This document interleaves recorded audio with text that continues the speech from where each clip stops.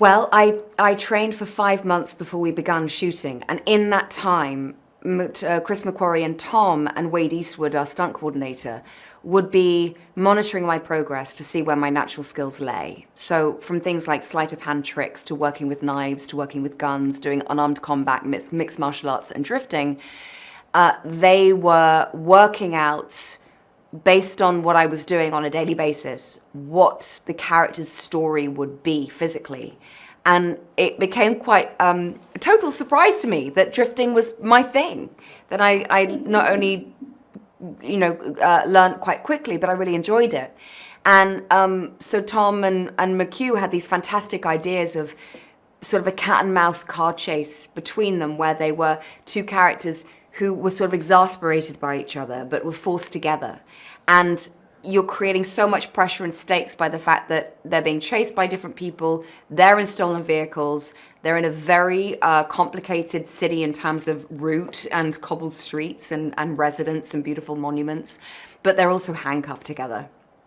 And I remember this one day where we were, I was having to drift in front of the wedding cake monument in Rome, do 360 spins, drift out again, come back in, 360 the other way, and go back out again. And we knew that the camera was gonna roll and gonna get as much footage as possible, so we're gonna have to keep going for as long as we could bear it. And there were 3 cameras attached to the windscreen, so also my vision was greatly impaired by these pieces of machinery. And Tom was handcuffed to me in the passenger seat, which is somewhere literally and metaphorically Tom Cruise doesn't particularly love being. As you can understand, he is the one that's always driving. And because of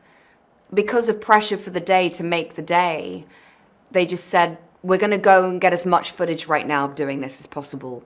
And Tom would, while I was drifting with impaired vision, while it was slightly raining, in this incredible old city with lots of people also watching during a pandemic, Tom would then go, he would feed me lines of dialogue, and I would have to work out whether it was Tom telling Hayley, really, do slow down, this is dangerous, or Ethan telling Grace, slow down or take a left, in which case I would then improvise back that she might do the opposite,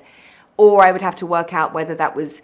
Tom suggesting I say that line as Grace. And so it became this 360 literally experience of so many things, so much stimulus to kind of take in, that you kind of develop this hypervigilance of being very present in the moment so that you can just do what is required, but also offer something new and exciting.